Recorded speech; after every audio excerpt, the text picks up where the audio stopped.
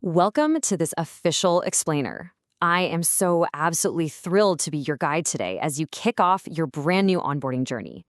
Think of this as your personal, comprehensive training session to get you fully equipped, confident, and ready to make a massive impact as the learning and development manager for your chapter. First things first, let's look at where you actually fit into the Speakers Hive framework. Stepping into this role, it's a huge milestone in your leadership mastery track. You are officially making the leap from being a participant in the crowd to becoming the architect of the learning environment itself. How exciting is that? Okay, here is our roadmap for the next 6 months. We're going to cover 5 quick areas. 1, the Chief Academic Officer role. 2, your operational rhythm. 3, the L&D toolkit. 4, navigating leadership challenges. And 5, translating these skills to your career. Right, Section 1, the Chief Academic Officer. Let's establish a high-level understanding of what this role really means. As the L&D manager, you are essentially the chief academic officer. You really aren't just scheduling speakers on a calendar. Nope, you are the guardian of the entire academic journey for your chapter. You serve as this vital bridge connecting the written curriculum directly to the live stage where your members actually perform. Which brings us to this brilliantly clear goal. Ensure that the Hive meetings remain a high-quality, high-impact learning stage for every single member. Your job is literally to transform a routine weekly gathering into a rigorously structured professional masterclass. Moving right along to Section 2, your operational rhythm. Let's talk about how you'll proactively manage your time. To keep you from feeling overwhelmed, your duties are chunked into a really predictable calendar. Every week, you'll finalize roles, track quality, and run those absolutely crucial 15-minute dry runs for first-timers. Monthly, you'll present progress reports to your fellow officers. Quarterly, it's time to audit feedback and celebrate milestone completions. And then, right at the 6-month mark, your focus seamlessly shifts to handing over the reins and training your successor. But wait, to make sure this operational rhythm is actually working, we've got to look at the data. We want to measure your true impact, moving way beyond just holding a meeting to tracking tangible progress.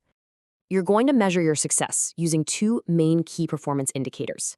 First up is educational milestone velocity. Sounds fancy, but it objectively tracks how fast members finish their manual levels compared to your active roster.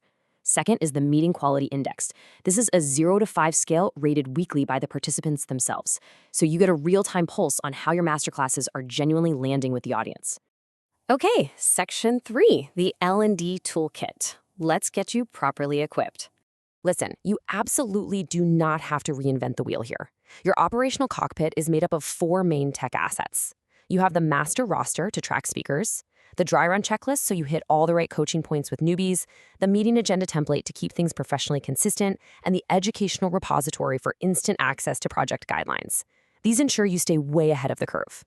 So, putting it all together comes down to a super simple 3-step execution checklist. Outside the meeting, you finalize logistics and do your dry runs. During the meeting, you monitor quality live and take solid notes.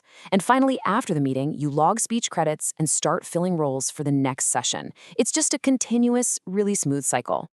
Section 4, navigating leadership challenges. Let's open up the strategic playbook for those tricky what-ifs. So what happens if a speaker cancels on you 2 hours before the meeting? Well, the golden rule is you never cancel the meeting. No way. Instead, you just rely on the 3 backup speakers you already proactively scheduled. Or you swiftly pivot to an engaging group activity, like a debate or just a minute impromptu topics.